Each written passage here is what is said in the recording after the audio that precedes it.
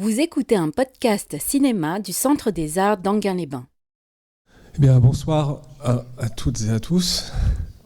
Merci d'être là nombreux pour voir ou revoir Dirty Harry. J'imagine que la plupart d'entre vous l'ont déjà vu. Est-ce qu'il y a des gens qui ne connaissent pas ce film ce soir ? Quelques-uns quand même, ouais. Et est-ce qu'il y a des gens alors qui l'ont déjà vu sur grand écran ? Beaucoup moins, voilà. Parce que c'est vrai que voilà, c'était aussi peut-être l'intérêt de leur proposer ce soir ici, c'est de pouvoir le projet sur grand écran, parce que c'est un film quand même qu'on a beaucoup vu à la télévision, en DVD, etc. Mais qui a besoin de l'écran, de la salle de cinéma, je pense, pour se déployer. Voilà, juste quelques mots d'introduction pour vous dire que je suis content de vous proposer ce cycle cette année qui prend la suite du western l'année dernière. Il se trouve que le polar, en tout cas celui qu'on va regarder, qui est quand même beaucoup situé dans les années 70, il essaie de réactiver certaines choses en fait du western américain dans un environnement urbain. Évidemment, il y a le rapport à l'espace, à la loi, à la justice, il y a des poursuites, etc., des choses comme ça. Et donc il y a une forme de continuité finalement entre les deux cycles, mais bon, on en reparlera. Après, un petit mot aussi sur la période, évidemment, comme vous avez vu, la sélection, c'est beaucoup des films des années 70, donc des classiques comme Dirty Harry ou Guet-apens de Peckinpah, mais aussi j'ai mis quelques films qui sont relativement rares. Alors aujourd'hui, il n'y a plus tellement de rareté parce qu'on peut tout voir sur Internet, mais des films qui sont assez méconnus, comme Meurtre sur la 110e rue, que je passerai, je crois, en janvier, et qui est vraiment un super polar du début des années 70, qui est une sorte de faux film de blaxploitation. Enfin, j'en dis pas plus, mais c'est assez extraordinaire, et je pense que c'est pas un film que vous verrez souvent en salle. Et puis voilà, il y a d'autres propositions. De toute façon, vous avez le fascicule avec le programme, je vous laisserai regarder tout ça. Et donc les années 70, alors je vais pas encore refaire toute l'histoire de Nouvelle-Hollywood, on en a déjà parlé pendant le cycle sur le western, je pense qu'il y en a qui étaient là. Juste pour dire que c'est une période où souvent on a tendance un peu à voir partiellement et à résumer un petit peu à des figures de proue comme Coppola, Scorsese, De Palma ou Lucas, Spielberg. Mais ce qu'on verra peut-être cette année, c'est qu'il y a quand même une certaine diversité en fait dans le Nouvel Hollywood. Des veines différentes, y compris des veines un peu idéologiques, on pourrait dire, et ça va être en question ce soir. C'est un mouvement qui évidemment provoque une rupture dans le cinéma hollywoodien de l'époque, mais qui est plus complexe que ce qu'on en voit habituellement. Et donc d'ailleurs, Don Siegel, qui a réalisé Dirty Harry donc en 71 avec Clint Eastwood. C'est un cinéaste entre guillemets pas comme les autres que j'ai cités, un cinéaste qui n'est pas un cinéaste cinéphile qui est entré directement dans la réalisation, comme par exemple des gens comme Scorsese, mais c'est quelqu'un qui a commencé à travailler dans les années 40, donc quelqu'un avec d'autres réalisateurs comme lui, comme John Huston, qui avaient tout un passé dans le milieu du Hollywood, on va dire plutôt classique, et qui ont réussi à franchir le pas finalement du Nouvel Hollywood et à continuer à faire des films très très intéressants, entre guillemets au goût du jour. Et donc Siegel, lui, il commence comme monteur, il a fait du montage sur des séquences montage de Casablanca, il a travaillé dans les effets spéciaux avec Byron Askin.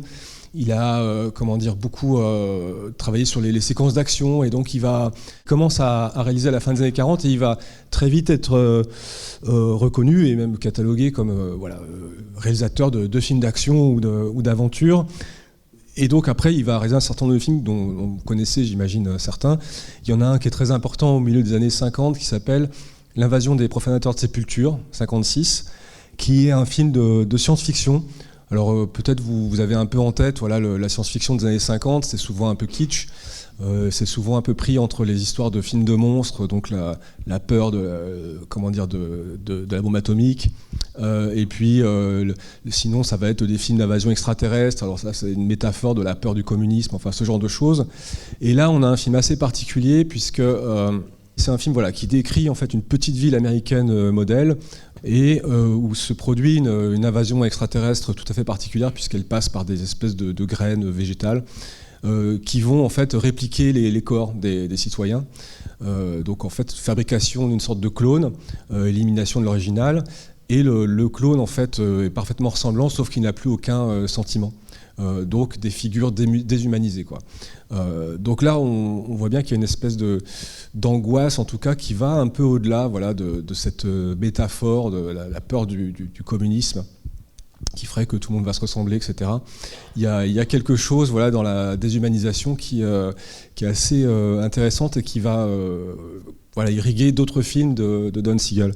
Alors vous connaissez sans doute certains autres films. Moi, je peux citer notamment Un shérif à New York en 68 parce que c'est un film avec Clint Eastwood déjà et il est reconnu comme étant une sorte de brouillon de Dirty Harry, l'inspecteur Harry. Je vais citer Les Proies, madame, on en parlait des Proies tout à l'heure. Charles Varick en 73 qui est un film avec Walter Matthau que j'aurais pu programmer dans ce cycle parce qu'il est vraiment fabuleux, c'est un fabuleux polar. Mais on ne peut pas montrer que des films de Siegel, évidemment. Citer aussi L'évadé d'Alcatraz, que vous connaissez sans doute, avec Clint Eastwood en 79. Donc 5 films avec Clint Eastwood, c'était un peu d'ailleurs son mentor, après Sergio Leone, d'une certaine manière. Eastwood, je ne vais pas vous représenter Eastwood, tout le monde le connaît. Juste peut-être redire quand même que ce film a été produit par Malpazzo, sa société de production, qu'il a montée en 67. Donc assez vite, après avoir connu les premiers succès liés à Sergio Leone, la trilogie du dollar en 64. Et donc oui, Clint Eastwood fonde sa société qui va produire à peu près tous ses films, qui va produire celui-là, qui sera distribué par Warner, avec qui il va tout le temps travailler. Et oui, et donc Dirty Harry en 71, c'est vraiment le film qui fait de Eastwood une superstar, quoi. C'est vraiment là en fait qu'il y a un succès énorme qui se produit pour le film et pour l'acteur. Quand même se rendre compte que c'est un film qui était, je crois, 4e au box-office à l'époque. Et donc il est tourné en avril 71, il sortira à la toute fin de l'année, à Noël. C'est un drôle de cadeau de Noël. Mais en tout cas, gros succès, produit avec assez peu de budget, 4 millions de dollars, c'est pas si énorme. Mais il va en rapporter 36, donc c'est assez important. Et puis il y aura évidemment, mais ça peut-être on en reparlera après, il y a eu toute une polémique autour du film, notamment à travers un article d'une critique que je redétaillerai, mais qui s'appelle Pauline Kael, et qui a qualifié le film de fasciste. Donc ça a créé aussi, ça a contribué à créer toute une polémique. Et il y a eu des féministes, je crois, qui ont manifesté devant la cérémonie des Oscars, etc. Donc un film un peu sulfureux, assez violent, même pour l'époque, et qui va aussi avec les polars finalement commencer à inventer un peu le film d'action moderne aussi. Vous allez voir quand même des super séquences d'action dans ce film.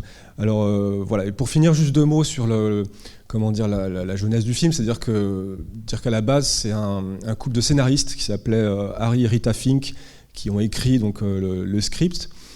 C'est un couple de scénaristes qui travaillaient surtout pour la télé, mais ce qui est assez intriguant, c'est qu'ils ont écrit le film de Peckinpah qui s'appelle Major Dundee, que certains connaissent peut-être.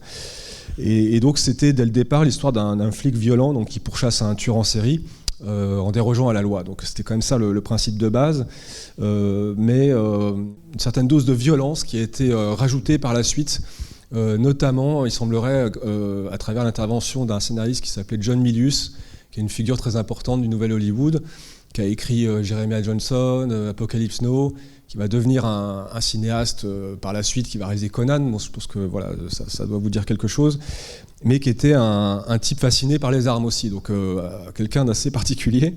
Et c'est lui qui aurait écrit toutes les répliques de dur à cuire d'Eastwood. Et puis peut-être que c'est lui qui a eu l'idée du Magnum, le fabuleux Magnum 44 qu'on voit là. L'anecdote, c'est qu'en fait, il s'est pas fait payer pour son travail de réécriture. Il s'est fait payer en nature avec, devinez quoi, le fameux pistolet. Il est reparti avec le Magnum 44, donc on le voit chez lui avec ça.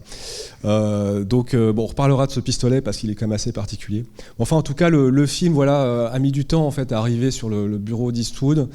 Et donc Eastwood a appelé Don Siegel pour le réaliser. Ils ont fait du travail de réécriture. Et notamment, ils ont déplacé l'action de New York à San Francisco. Et ça a eu une certaine importance. Bon, c'est pareil, on en reparlera. Et puis, voilà ce que je peux vous dire. Vous verrez que l'histoire du tueur en série est quand même plus ou moins basée sur le vrai tueur en série qui s'appelait le Zodiac, qui a sévi à San Francisco de 66 à 78. Le chef opérateur, c'était Bruce Surtees, qui était un fidèle d'Eastwood et quelqu'un qui savait travailler très très vite. Ça, c'est important aussi. Je vous reparlerai un peu du tournage. C'est un film qui a été tourné assez vite, avec beaucoup d'efficacité. Et puis la musique, bien sûr, vous connaissez, j'imagine, Lalo Schifrin, qui était célèbre pour la musique de Mission Impossible ou Bullitt et bien d'autres. Donc voilà, donc on a cette fabuleuse affiche. Je suis vraiment content d'avoir trouvé. C'est Dirty Harry et le fou de la gâchette, on va dire. Et puis en dessous, il y a une précision. Harry, c'est celui qui a le badge. En fait, tout ça pour dire que c'est un film voilà, qui a souvent été accusé d'être quand même assez peut-être simpliste, voilà. Mais justement, je trouve ça intéressant de mettre cette affiche parce que ça présente déjà une certaine ambiguïté. Voilà. Donc j'espère que ça vous plaira donc de le voir ou de le revoir. Et puis si le cœur vous en dit, restez après pour en discuter. Voilà. Bonne projection et à tout à l'heure. Alors ça vous a plu de le revoir? Ouais. J'ai entendu quelques rires quand même dans la salle, donc c'est vrai qu'il y a des trucs assez amusants. Mais vous voyez, je vous parlais du western au début, et c'est vrai qu'à la fin, on se retrouve dans une espèce de mine, là, un truc voilà, qui fait très western. Et c'est marrant parce que juste avant, le bus passe devant un champ où il y a des bisons. Donc il y a une espèce de réactivation comme ça de l'imagerie du western avec le duel final. C'est assez étonnant. Et puis cette fameuse tirade finale qui est en fait en miroir de la première pendant la scène de braquage. Et c'est marrant parce que c'est vraiment filmé en miroir, on est juste de l'autre côté. En fait, ouais, c'est assez dingue. Je vous disais, oui, par rapport au tournage, c'est un film, c'est étonnant quand même de le revoir. Alors là, on a une copie qui est assez, un peu, qui est pas traité en fait. Je trouve qu'on sent bien le grain quoi, de l'époque, de la copie. Il y a beaucoup de scènes très sombres, de nuit, on voit quasiment rien. Et faudrait vérifier, mais il me semble que voilà, dans les éditions Blu-ray, il y a plus de détails, mais en réalité, c'est comme ça qu'on voyait le film à l'époque. Donc finalement, je trouve que c'est pas plus mal. Oui, je vous disais, le chef-op, c'est Bruce Surtees, et puis donc quelqu'un de très efficace, de très rapide. Et il est vrai que pendant le film, pendant le tournage, ce qui est rapporté, c'est qu'en fait, il faisait souvent seulement une ou deux prises. Donc c'était un film qui a été fait assez vite. Don Siegel savait exactement ce qu'il voulait. Mais on a cette dimension un peu rapide, presque parfois on a cette sensation de prise sur le vif. Il y a beaucoup de caméras épaules, des mouvements comme ça qui sont typiques de la période justement du Nouvel Hollywood. D'ailleurs, je crois que le French Connection est sorti à peine quelques mois avant. Donc on sent bien qu'on entre en fait dans de nouvelles formes en fait dans ce genre-là, de nouvelles manières de filmer qui ont un petit grain documentaire comme ça. On a cette impression d'avoir d'aborder de manière documentaire un peu les rues de San Francisco, même si là évidemment ils montrent beaucoup des quartiers. Alors il y a les quartiers malfamés, c'est pas les plus beaux quartiers de San Francisco, mais bon on a cette sensation que je trouve est assez précieuse et qu'on retrouve beaucoup à l'époque. Donc le film a été tourné quasiment entièrement en décor naturel, donc à San Francisco. J'ai lu que la scène du braquage au début avait été tournée en studio, ce qui est assez étonnant parce que moi je trouve qu'on s'en rend pas du tout compte. Eastwood lui-même a fait pas mal de cascades, je crois que c'est lui-même qui saute du pont sur le bus à la fin. Donc il essaie d'imaginer aujourd'hui en fait quand même quelqu'un de ce niveau en fait prendre ces risques-là. Voilà, c'est toujours des trucs aussi qu'on voit plus tellement aujourd'hui, ou alors ça devient un argument marketing type Tom Cruise quoi. Donc voilà. Et d'ailleurs en parenthèse, Eastwood vous voyez la séquence de la tentative de suicide. Il semblerait en fait c'est Eastwood qui l'a réalisé en fait. Siegel lui a dit vas-y prends la caméra, tu me tournes ça. Et c'est filmé de manière hyper simple. Enfin voilà, même au niveau des éclairages, c'est vraiment très très cru en fait. Il y a rien n'est fait pour que ça soit, j'ai envie de dire, agréable à regarder quoi. Il y a quelque chose d'assez brute. Sur le fameux Magnum 44, bon, il se trouve que c'est une arme de chasse, je crois qu'ils le disent dans le film, je me souviens plus. Ce qui est assez, alors évidemment, il y a la dimension phallique, enfin pour voilà le côté hyper viril, etc. Mais ce qui est assez intéressant, c'est que ça participe quand même de quelque chose d'assez fantasmatique dans le film. C'est pas possible en fait qu'un policier utilise ça en service parce que en fait les dommages collatéraux seraient beaucoup trop graves. C'est-à-dire que c'est le genre d'arme où si vous tirez un coup de feu, la balle elle va traverser la victime, mais 2 autres derrière, ensuite 2 voitures, ensuite 2 murs. Enfin voilà, c'est des balles en fait qui sont beaucoup trop puissantes, quoi. Donc il y a cette idée que voilà, Dortieri, avec cette arme, il a besoin de tirer qu'une fois et voilà, c'est fait. Mais bon, enfin voilà, en réalité, c'est pas du tout imaginable en fait dans les mains des forces de l'ordre. Mais ça, voilà, évidemment, ça caractérise le personnage. Et puis ça autorise aussi cette petite blague de l'acteur qui joue Scorpio là, qui lui dit à un moment donné, dis donc, t'en as un gros. Enfin voilà, donc il y a ces sous-entendus évidemment sexuels, quoi. Alors je vous disais,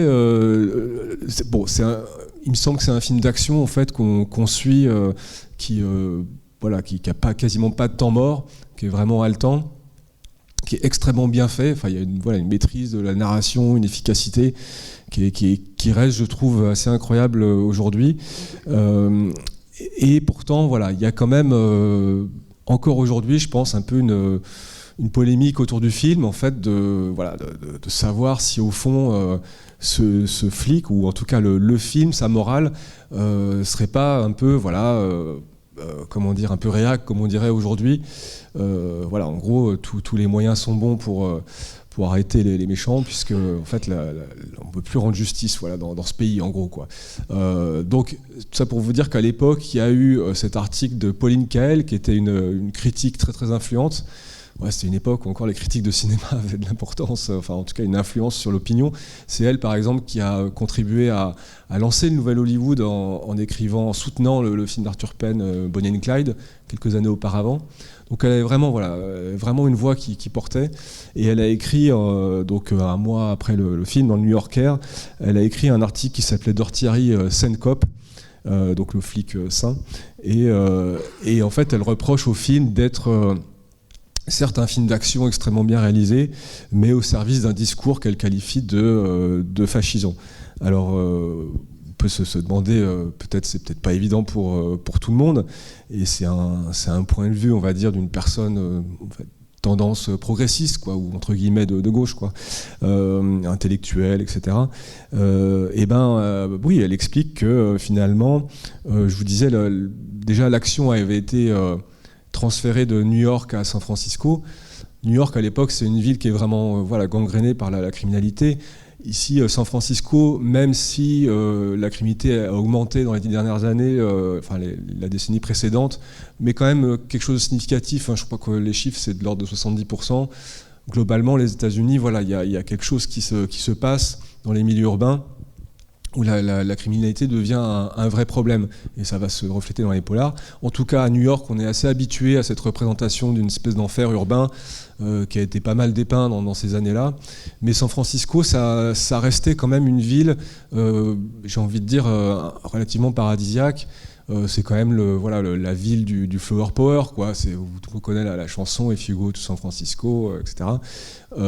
Donc c'est pas innocent en fait d'avoir fait ça. D'une certaine manière, c'est de choisir un cadre en fait qui a une connotation un peu paradisiaque et de mettre dedans justement une figure du mal, enfin un criminel.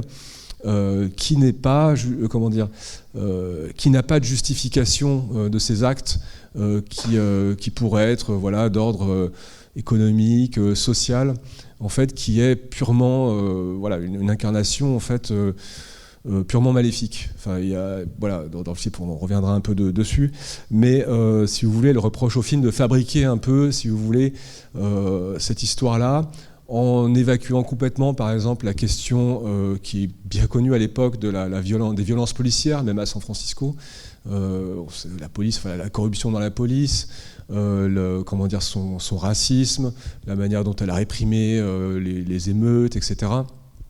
Donc voilà, c'est pas, comment dire, dans le film, ça se reflète pas du tout.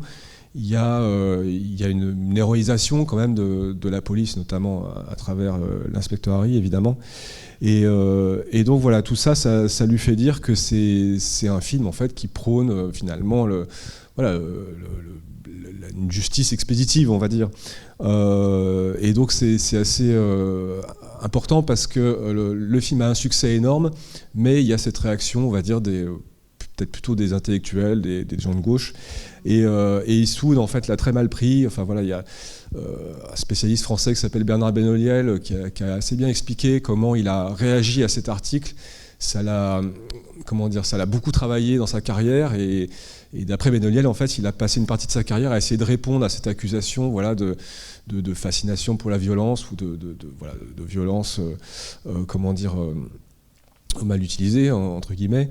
Il paraît même que Eastwood a fait, comment dire, cet article a tellement marqué, pardon, qu'il il l'aurait soumis à un psychiatre pour lui demander, voilà, ce qu'il en pensait. Et le psychiatre lui aurait dit non, mais en fait, ça veut dire que cette fameuse Pauline Kael, elle est secrètement attirée par vous sexuellement. Je trouve ça assez. Mais c'est typiquement un récit à la Clint Eastwood. Et au fond, ça me fait sourire, mais au fond, c'est quand même assez dégueulasse. Parce que finalement, il lui prête une sorte de frustration. Enfin bref.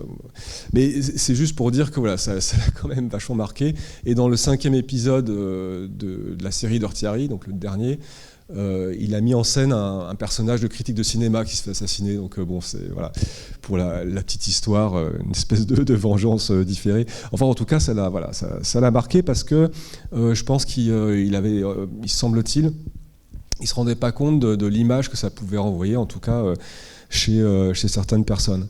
Et de fait, il y a une chaîne YouTube qui est très intéressante, qui a fait un épisode sur ce film. C'est une chaîne qui s'appelle Cinéma et Politique, et qui explique, je trouve assez bien justement, alors on voit bien le point de vue, mais qui explique que Dirty Harry et derrière toute la série, en fait, a fabriqué ce qu'ils appellent une icône conservatrice. Alors peut-être je prends 2 minutes pour revenir sur deux, trois trucs de contexte un peu politique, je pense que ça permettra d'avoir une meilleure perception du film. Le fait est que, évidemment, dans les années 60, vous vous souvenez, il y avait eu... alors, évidemment, les États-Unis, il y a la période des années 50, Eisenhower, la prospérité, la société de consommation qui devient vraiment hyperbolique. Et puis, dans les années 60, Kennedy, il a assassiné ensuite Lyndon Johnson, mais ils vont mettre en place des politiques qui vont donner des nouveaux droits civiques, donc pour les minorités. Il va y avoir le projet de Great Society, enfin bref, une politique quand même progressiste qui va être mise en place. Alors c'est pas, je dis pas que c'est la gauche française, mais en tout cas il y a quand même de ça. Et puis il semblerait qu'il y a, quand on regarde un peu l'enchaînement des choses, il y a une espèce de réaction, on va dire, de la majorité silencieuse, cette expression qui va être employée pour expliquer l'élection de Nixon en 68. Mais c'est vrai que il y a, chez une grande partie de la population américaine, il y a une espèce d'angoisse ou de peur par rapport à tous les mouvements de contestation en fait, qui apparaissent. Les minorités qui acquièrent de nouveaux droits, la contestation de la guerre du Vietnam, enfin tout ce que vous connaissez, le flower power, etc. Et qui, aux yeux de ces gens-là, en fait, semble menacer l'ordre existant, en tout cas. Et donc ça produit une réaction. Il y a en Californie, là, puisqu'on est en Californie, l'ancien acteur de série B, Ronald Reagan, qui va être élu gouverneur en 66. Hein. Et déjà, donc à cette époque, la criminalité, je vous disais, avait augmenté. Et lui, donc, il fustigeait déjà l'État-providence. Il commençait aussi à accuser les minorités noires de causer des problèmes. il veut déjà restaurer l'autorité, enfin tout ce genre de vocabulaire. Il va être élu, 68 c'est l'élection de Nixon, et c'est là qu'on parle effectivement de majorité silencieuse. Et il y a cette idée de Nixon de rétablir la loi et l'ordre, c'est son expression. Et c'est bien de ça dont il est question d'une certaine manière à travers ce film. Et donc pour l'anecdote aussi, si vous avez vu les autres films de la série d'Horthy Harry, en 80, je crois que c'est 83, enfin il y a Sudden Impact, c'est le 4e, et c'est dans celui-là où il y a la fameuse expression d'Eastwood, Make my day, vas-y, fais-moi plaisir. Voilà, et en fait, Ronald Reagan l'a repris à la télévision. En fait. Je trouve que c'est un truc vraiment dingue, mais c'est quand même pour dire que c'est quand même très connecté, cette fameuse icône conservatrice, et politiquement celui qui a appliqué de la façon la plus forte, les années 80, Reagan, c'est très connu comme histoire, quoi. Donc tout ça pour dire que il y a vraiment cette opposition, d'une majorité silencieuse d'Américains qui en fait exprime une sorte de peur par rapport à tous ces changements et d'une certaine manière cette fracturation un peu du corps social américain, en tout cas dans leur perception. Il y a un exemple intéressant aussi par rapport à ça au début, c'est cette fameuse scène de braquage qui est assez dingue.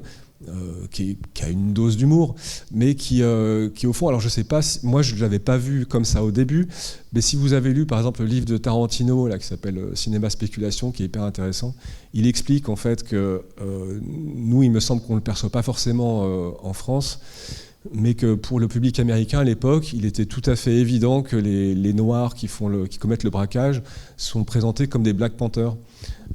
Donc c'est autre chose que juste des braqueurs, c'est-à-dire que derrière, en fait, il y a un projet politique et ça peut être perçu justement par cette majorité silencieuse. En fait, les gens du quotidien, les travailleurs, on voit les gens dans la rue qui sont sur les échafaudages, par exemple.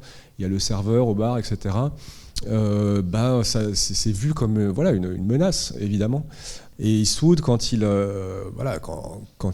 sort du diner, enfin le restaurant, il y a ce côté nonchalant. Il a à peine fini son sandwich. C'est à la fois c'est drôle et en même temps cruel parce que la façon dont il fait sa tirade devant le type qui est à terre, qui lui dit est-ce que j'ai tiré 4 ou 5 balles, etc. Et donc est-ce que tu penses que c'est ton jour de chance? Et il dit do you punk? Alors punk c'est voyou. Il y a une façon de s'adresser en plus, comme il est noir, ça résonne un peu comme do you boy, en fait, comme on s'adressait dans le sud des États-Unis aux noirs. Enfin il y a quelque chose une petite connotation un peu raciste.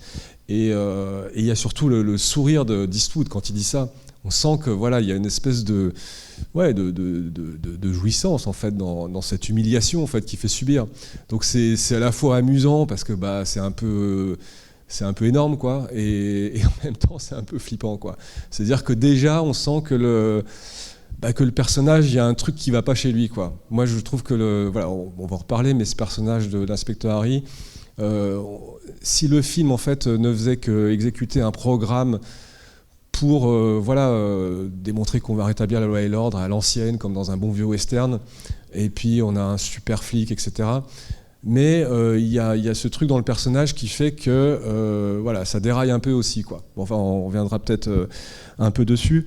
Enfin, tout ça pour dire que il y a aussi, pour arriver à cette question d'icône conservatrice, la scène qui résume le mieux les choses, c'est au début d'ailleurs, dans le bureau du maire. On lui reproche en fait de ne pas respecter les règles, pas respecter la loi. C'est surtout dans le bureau du district attorney où on lui explique que il y a une loi et qu'il ne l'a pas respectée, et que donc ils vont devoir relâcher le suspect, dont tout le monde sait qu'il est coupable. Il y a dans cette séquence un juge qui est là, qui est aussi professeur à Berkeley. Et Berkeley, c'est une université où il y a eu des manifestations étudiantes, enfin très à gauche, etc. Donc il a associé en fait à toute cette pensée de gauche, élitiste, tout ce que vous voulez. Et donc il lui explique que la loi est ainsi faite. Et puis il cite les deux arrêts Miranda et Escobedo. Voilà, c'est ça. En fait, c'est des arrêts qui sont produits en 64-66. Alors le premier, mais vous allez reconnaître, Escobedo versus Illinois. Cet arrêt va donner le droit au suspect d'avoir un avocat pendant les interrogatoires. Et le deuxième, en 1966, c'est Miranda versus Arizona. Il va empêcher tout procureur d'utiliser les déclarations d'un suspect pour l'incriminer s'il n'a pas été informé de ses droits. Et c'est tout ce qu'on entend en général dans les films, hein, vous savez, quand les flics vont d'abord dire voilà, vous avez le droit de garder le silence, etc., etc. Et il y a cette idée finalement que la loi a été écrite de telle manière qu'elle finit par protéger les criminels. Et donc Eastwood va incarner, lui, de son côté, le bon sens. Et je reviens à ce que je voulais dire en premier, c'est-à-dire la séquence chez le maire au début, où il se rappelle plus très bien pourquoi il a entendu parler de Harry. Et il lui dit « Ah oui, mais c'est vous qui avez tiré sur un type là, qui était, vous aviez soupçonné de vouloir violer une femme. Mais qu'est-ce que vous en saviez, etc. » Et Harry répond en gros, il était à poil avec un couteau et avec une érection, enfin un truc. Et donc je me suis dit qu'il n'allait pas lui offrir des fleurs, quoi. Et l'autre il dit oui, he's got a point, voilà. C'est assez drôle. Et en même temps, on voit bien que le film nous met en scène en fait ce bon sens. Donc quand on voit le film, en fait, ça va de soi, encore une fois. Mais quand on y réfléchit 2 secondes, pas tant que ça. C'est-à-dire que le cas qu'il est en train de décrire d'un type complètement dingo, en fait, qui va se mettre à poil et courir après une femme avec un couteau pour la violer, etc. Ça peut exister, mais en fait, le travail du policier, à mon avis, ne se résume pas à rencontrer des cas aussi extrêmes. Et donc, il y a sans doute plein de fois où le doute doit être présent. Donc le film nous présente quand même des cas où, effectivement, et on peut aller que dans son sens, quoi. Et donc il oppose effectivement le bon sens du peuple parce que Harry, on le sent surtout au début du film, il a un côté un peu entre guillemets prolétaire, c'est-à-dire que son chef qui lui demande un truc, il dit non mais je préférerais une augmentation. Ah oui c'est ça, j'ai parlé de vous à mon supérieur, mais je préférerais une augmentation, etc. Puis on sent que c'est quelqu'un qui ça l'intéresse pas de fricoter avec les huiles, quoi. Quand il est dans le bureau du maire, en fait il y a une espèce de rivalité comme ça qui l'intéresse pas du tout, quoi. Donc il y a un côté la voix du peuple, et encore une fois qu'il rattache à cette majorité silencieuse, et qui ne peut qu'approuver du coup ce qu'il est en train de faire. Mais tout ça est cadré par un certain type de récit, et donc il y a cette idée en fait de dire que les politiques progressistes en fait ont produit des trucs qui empêchent de rendre la justice. Donc je trouve que le qualificatif d'icône conservatrice est quand même assez évident. Maintenant, même si on peut dire c'est un film qui est sans doute qui a des valeurs réactionnaires, j'ai l'impression que c'est un peu court quand même. Enfin, c'est-à-dire que le film me semble plus compliqué que ça. Alors avant d'aller juste plus loin là-dessus, je voulais juste redire brièvement en fait. Alors, je vais essayer de ne pas être trop long, mais il y a cette idée de bien avoir en tête, finalement, les films du Nouvel Hollywood qui vont être du côté de la contre-culture et de la contestation, d'une certaine manière, qui vont porter, en fait, tout ça, et puis ceux qui sont considérés... Alors, ce que Jean-François Roger a appelé dans une conférence qu'il a faite à la Cinémathèque, qui est tout à fait passionnante et que je vous encourage à aller écouter sur Internet. Il a appelé ça les films qui faisaient de la contre-culture. Bon, et Dirty Harry, selon lui, en fait partie. Alors la contre-culture, je vais pas m'étendre. Vous voyez tous évidemment ce que ça désigne. Elle va plutôt être portée par des films comme le road movie. Il y a Easy Rider. Tout le monde, je pense que voit à peu près ce que c'est Easy Rider, qui est une sorte de tentative de réactiver un peu le rêve de liberté qui était porté dans les westerns, quoi. Donc on reparcourt l'espace américain. Je vais aller un peu vite, mais il y a les films les thrillers paranoïaques Parallax View, Les Hommes du Président, ce genre de choses, qui sont c'est assez amusant parce que c'est des films de théorie du complot où on essaie de déterminer en fait le lieu de pouvoir. Donc il y a beaucoup évidemment de choses, les pouvoirs des banques, des politiques, les manipulations, l'espionnage, etc.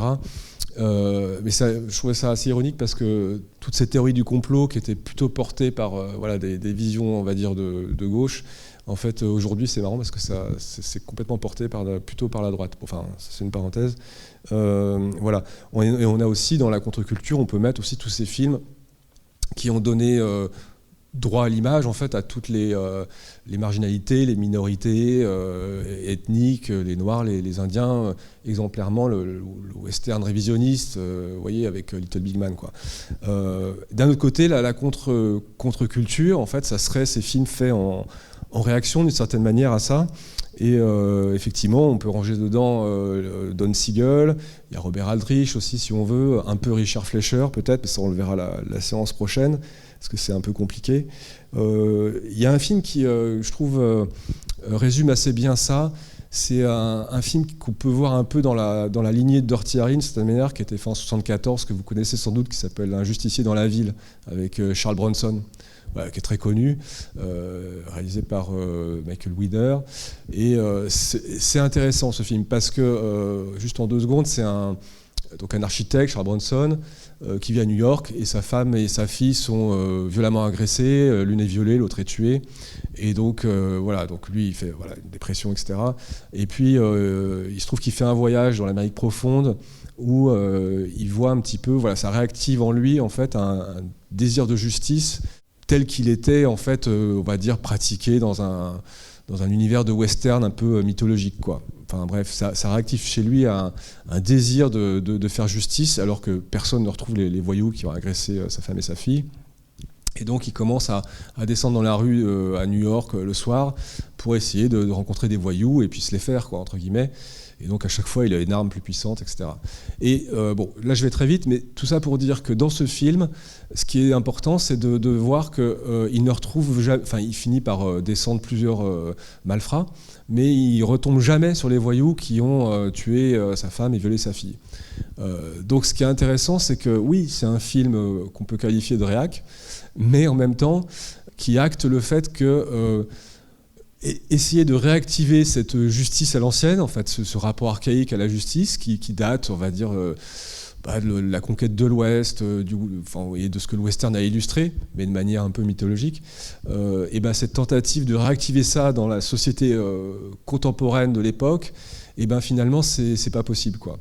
Il y a quand même ce constat que c'est de toute façon un échec.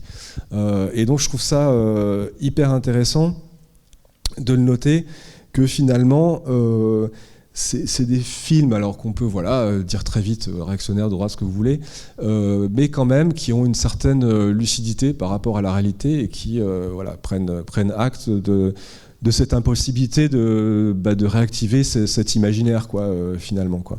Donc il me semble que Dirty Harry, à la fin, qu'est-ce qui se passe? Il a tué le super méchant.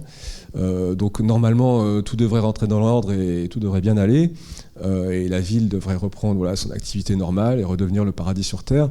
Bon, en fait on voit rien de tout ça, et surtout ce qu'on voit à la fin, c'est qu'il jette son insigne dans le lac. Bon, et alors déjà on est bien dans un geste complètement désenchanté, quoi. Et c'est peut-être vous le savez, mais c'est une reprise en fait du geste de Gary Cooper dans Le train sifflera 3 fois, un film de, je crois, 51, un western de Franz Inman avec Gary Cooper, dans lequel, donc c'est dans une petite bourgade de l'Ouest, Gary Cooper est le shérif, et il y a un criminel en fait qui va revenir en ville pour se venger, un criminel que lui-même avait mis en prison, je crois. Et donc Gary Cooper sollicite l'aide des citoyens pour se défendre contre ce type, et en fait tout le monde le lâche, quoi. Et donc à la fin il est un peu dégoûté, et donc une fois qu'il a fait le travail tout seul pour se défendre contre ce criminel, il finit par jeter son insigne de shérif. Donc c'est une reprise de ça. Ici finalement on a franchi une étape supplémentaire par rapport au train sifflera 3 fois, parce que dans Dirty Harry finalement il y a cette espèce de constat que de toute façon on n'est plus à l'époque du western, ou en tout cas de la conquête de l'Ouest. La loi a évolué. Il n'est plus possible de rendre justice, puisqu'en fait on nous en empêche. Autant abandonner, ou en tout cas faire justice comme il le fait à la fin, c'est-à-dire en désobéissant, puisqu'il n'est pas missionné pour ça, quand il va sauter sur le bus, etc. Donc il y a une fin extrêmement désenchantée. Et comme dans pas mal de polars aussi de cette époque, il y a cette fin qui est souvent une explosion de violence et qui n'aboutit en général sur pas grand-chose de vraiment satisfaisant. Sauf le fait que le méchant ici est mort, mais voilà, il y a quand même derrière en fait cette espèce de dégoût, quoi.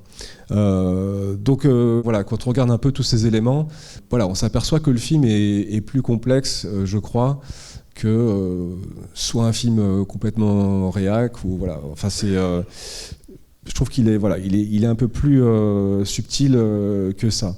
Maintenant, à l'intérieur du film, on a effectivement ces deux personnages de l'inspecteur Harry et de Scorpio. Alors Scorpio, il est vraiment génial, hein, je ne sais pas l'acteur si vous le trouvez bien, c'est Andy Robinson. S'il y a des fans de cinéma d'horreur ici, c'est lui qui va jouer dans Hellraiser à la fin des années 80. Voilà, c'est un classique, mais le type n'a pas fait énormément de grands films entre les deux, mais il est super là-dedans, quoi. Mais alors, ce qui est intéressant, c'est que vous voyez bien qu'il y a des effets de miroir entre le flic et le tueur. Bon, bah ça c'est un peu un classique de certaine manière. D'un côté, en fait, l'inspecteur Harry qui lui quand même a une vie un peu bizarre parce que il a quand même pas d'amis, ou alors ses coéquipiers se font descendre. Bon, a priori il vit seul. Et puis pour ce qui est des relations avec les femmes, on a bien vu, je crois au moins en 2 endroits, qu'il a un petit côté quand même un peu voyeur, quoi. Il y a ce moment en fait où il est monté sur une poubelle là, en train d'essayer de voir ce que trafique le gars avec la valise, mais il reste un peu trop longtemps, donc effectivement c'est un peu douteux. Et puis il y a le moment où il est en train de regarder avec des jumelles et où il finit par voir donc une femme nue dans un appartement qui accueille deux hippies, etc. Et pareil, ça, voilà, on voit que ça traîne un peu.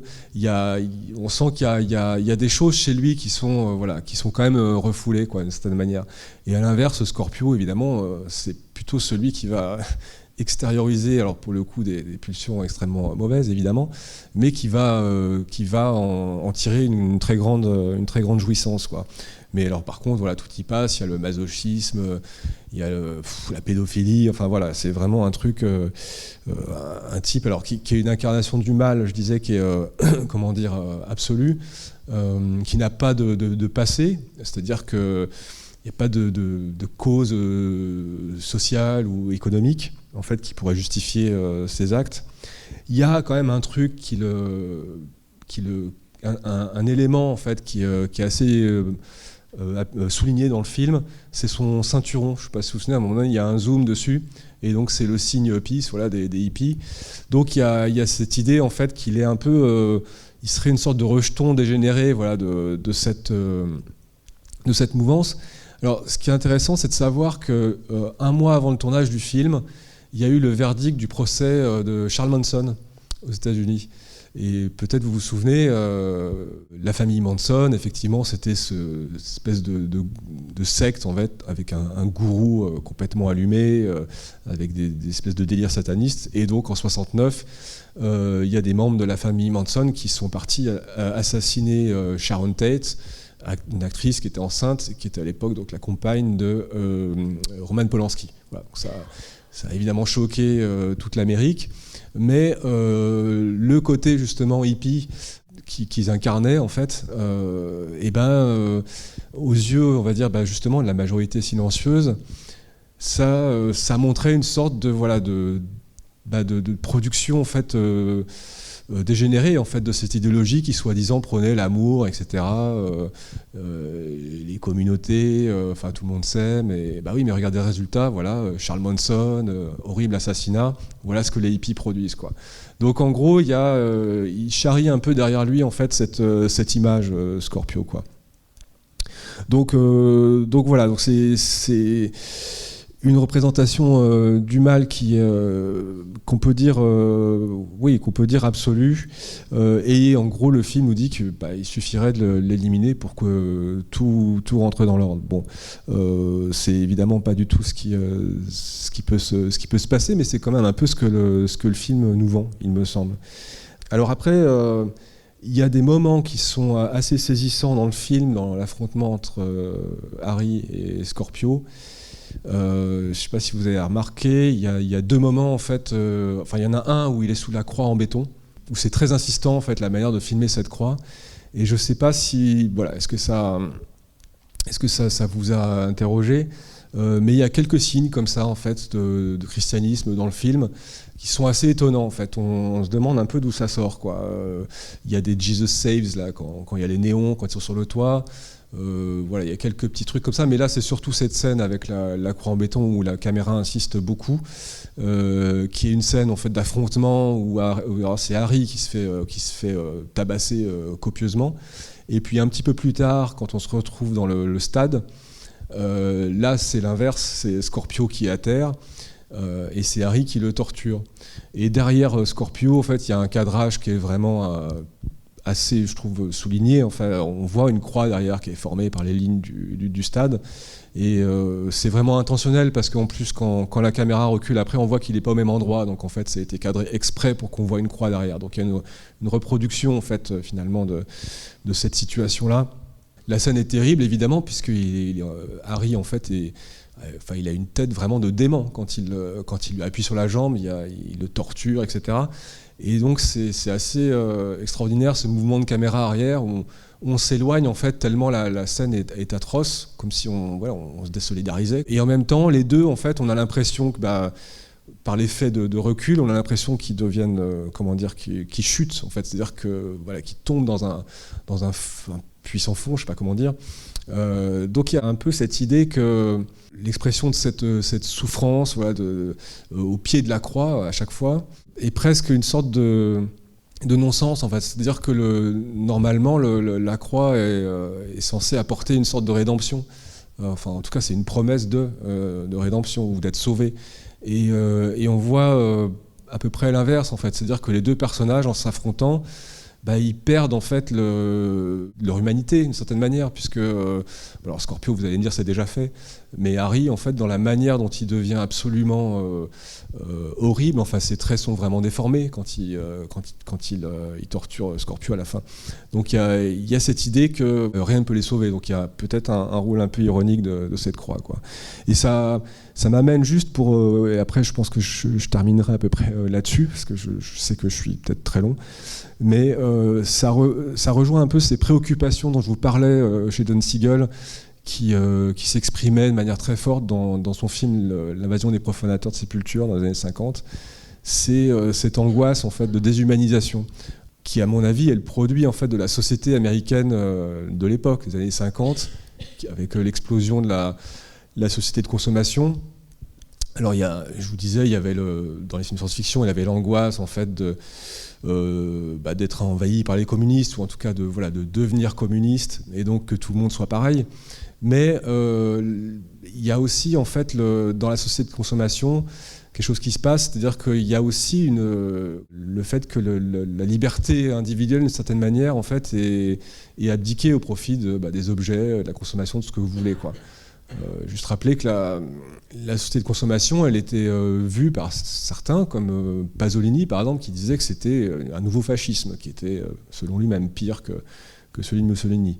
Bon, mais tout ça pour dire que chez Don Siegel, il y a cette angoisse en fait que la liberté de l'individu, qui est quand même un truc américain de base, qui est très très fort, et que ça puisse être perdu, quoi.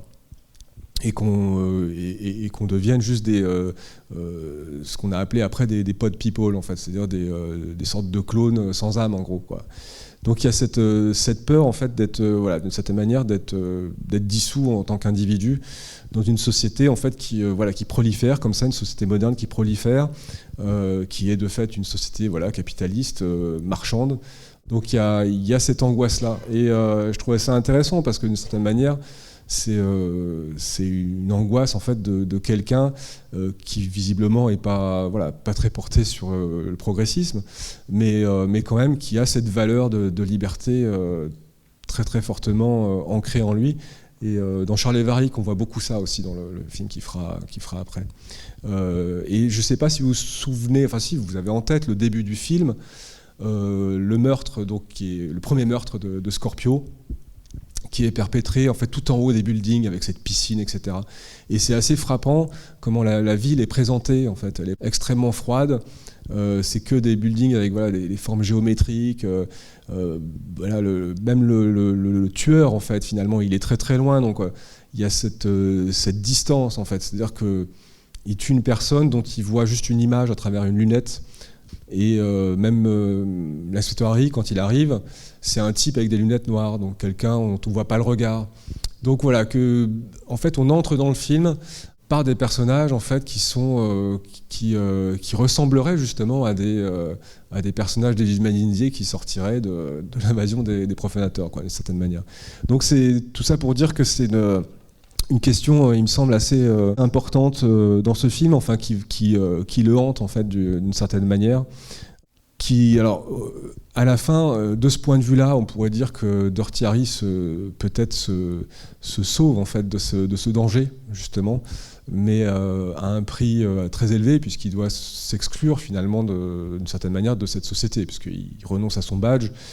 Voilà, c'est un film qui me semble très, très complexe et je pense qu'il ne faut pas s'arrêter aux critiques formulées par Pauline Kael, même si je pense qu'elle avait en partie raison, de toute façon, quoi. Donc je ne sais pas si vous avez des remarques ou des questions. Comme beaucoup de gens, c'est ma première fois au cinéma et j'avoue que je suis impacté. J'ai pas encore la 4K, mais ça me donne aussi envie de le revoir en 4K pour voir les... Alors justement, en parenthèse, le film vient est ressorti en 4K tout récemment. Steelbook dégueulasse, faut pas l'acheter celui-là. J'ai regardé la copie parce que je me suis dit peut-être qu'elle sera mieux. Mais en fait, elle est vraiment, elle gomme tout le grain, tous les détails. Ah oui, donc on perd. Moi, je la trouve pas belle du tout. Bon, voilà. C'est ce que je vous disais tout à l'heure, c'est-à-dire que là, vous voyez le film probablement tel qu'on l'a vu en salle à l'époque, c'est-à-dire avec ses défauts, quoi. Non, je vais pas rajouter beaucoup plus que ce que tu as dit parce que j'ai pas. Mais il y a ce goût amer à la fin, quoi qu'il arrive, et avec ce flic qui se sait perdu ou presque perdu et qui décide, au-delà de l'hommage à Gary Cooper, à balancer la. Donc il y a toujours ce goût amer. Même si derrière tout ça c'est racheté dans la suite, puisque dans la suite, là, il rigolait en voyant des hippies, on va faire une partie à 3 et tout ça, et dans la suite, il rigole, mais après, il est avec cette charmante demoiselle qui loge au-dessus de chez lui, dans le 2, et il adhère un peu plus à ce mouvement des jeunes et les jeunes flics qui font pire que lui, quoi, au final. Dans le 2, en fait, l'histoire est assez connue qu'en fait, c'est Magnum Force, voilà, c'est ça. Et il a vraiment été réalisé en fait pour répondre presque aux reproches de Pauline Kael. Donc effectivement, déplacer la question du fascisme sur une bande de jeunes flics qui pour le coup sont vraiment une espèce de groupe factieux, quoi, et que lui puisse récupérer justement le bon droit en fait de garder pour lui la morale d'une certaine manière. Mais moi, il me semble que les suites sont quand même beaucoup moins ambiguës, elles sont intéressantes, mais après, de toute façon, oui, par contre, parce qu'on avait fait une séance avec Impitoyable ici l'année dernière, au printemps, et c'est vrai que oui, chez Eastwood, il y a ce rapport à la violence quand même très complexe, hein, sur la question comme il le dit à un moment donné, il dit ici le droit des victimes. Parce que l'autre, il dit, oui, l'accusé a des droits, enfin, le suspect a des droits. Et l'autre, il dit, bah oui, mais qu'en est-il des droits de la victime ? Alors, que répondre à ça, c'est pas évident. Mais en tout cas, après, pour moi, de toute façon, Impitoyable, c'est le film, en fait, qui va vraiment récapituler toute sa réflexion et aller le plus loin possible, montrer, en fait, ce que produit la violence, et que finalement, rendre justice, c'est hyper compliqué, de toute façon. Tarantino, il l'écrit dans son bouquin Cinéma Spéculation, il dit que ce film-là va servir de prototype aux films policiers qui vont se focaliser sur la recherche des serial killers. Oui. Des années 80 jusqu'à aujourd'hui. Dans les années 80, on a eu des films comme Cruising de Friedkin, Le Sixième Sens de Michael Mann. Ouais. Et aussi le Silence des agneaux. Et ensuite, dans les années 2000, il y a Fincher qui s'est emparé un peu de ça avec Seven et The Zodiac. Zodiac, tout à fait, ouais. Mais je voulais rajouter aussi, et en réponse à la critique Pauline Kael, dans Magnum Force, je ne sais pas si vous l'avez vu, oui. Donc il joue plus le flic tout-puissant qui se fait justice lui-même. Cette fois-ci, il est toujours flic. Et il doit enquêter sur un groupe de flics, un escadron de la mort, qui se font justice eux-mêmes en exécutant des criminels qui ont échappé à la justice. Donc d'une certaine manière, il répond à cette critique dans ce film moi je le préfère à Dirty Harry. Ah ouais. Ouais. Bah, non, moi je peux pas dire ça, mais parce que effectivement, c'est aussi une façon, je trouve, pour Eastwood, effectivement, comme vous dites, de répondre à Kael, mais en faisant ça, j'ai l'impression que dans Magnum Force, il fait perdre en fait de la richesse au personnage. En fait, ça, j'ai l'impression que le personnage de l'inspecteur Harry devient plus simple en fait. Il est moins ambigu en fait, moins sulfureux quoi. Bon, alors après par contre, ce qui m'intéressait, oui, c'était votre remarque sur le personnage du tueur, donc qui est Scorpio, parce que Tarantino effectivement, il explique tout ce que vous avez dit, mais il dit aussi quelque chose qui m'a frappé, c'est-à-dire qu'il disait que à l'époque c'était très nouveau, enfin si c'est un peu ce que vous disiez, c'était très nouveau en fait la figure de serial killer, et donc c'était justement pour répondre à cette idée que Scorpio incarnerait le mal absolu et que ça n'existe pas dans la réalité. Et Tarantino, lui, il dit en fait, si, c'est juste qu'à l'époque, on s'en rendait pas compte, mais les serial killers, ça existe, des types en fait qui sont habités par le mal. Et il dit, voilà, on le verra après dans le personnage d'Hannibal Lecter, etc. Bon, c'est un argument qu'il donne. Moi, je trouve que ça me paraît pas suffisant en fait. C'est-à-dire que c'est un peu facile aussi de dire ça parce que les gens qui sont même malades mentaux ou qui deviennent tueurs en série, ils ont une histoire quoi. Enfin voilà, même si c'est des monstres, il y a quand même quelque chose derrière quoi. Même quand on regarde Massacre à la tronçonneuse, enfin voilà, c'est des monstres, mais qui ont une humanité derrière. Mais après, il y a la veine. Ça, Jean-Baptiste Torret, il l'explique très bien dans ses bouquins, tout ça. Mais il y a la veine John Carpenter, par exemple, qui lui va, avec Halloween, au contraire, il va aller là-dedans. En fait, il va tenter de représenter le mal absolu, de diverses manières. Mais il y a cette idée, effectivement, chez Carpenter, que c'est pas du tout lié, en fait, à une histoire, à un conditionnement, etc., économique ou social, quoi. Mais voilà, je trouve que dans ce film, en tout cas, oui, ça reste quand même un problème. Et ce que je veux dire, c'est que on voit à travers ça, en fait, à travers l'écriture du personnage, on voit ce que le film cherche à démontrer, en fait. C'est ce que je voulais dire. Bon, voilà. Bon, peut-être s'arrêter là. Merci beaucoup d'être resté jusqu'au bout. Et pour ce cycle, on se retrouvera donc le mois prochain pour Les flics ne dorment pas la nuit. Excellent. The New Centurion de Richard Fleischer, qui est vraiment un très très grand film, avec George C. Scott et Stacy Keach, entre autres. Mais vraiment un film fabuleux, quoi. Bon, merci beaucoup et bonne soirée.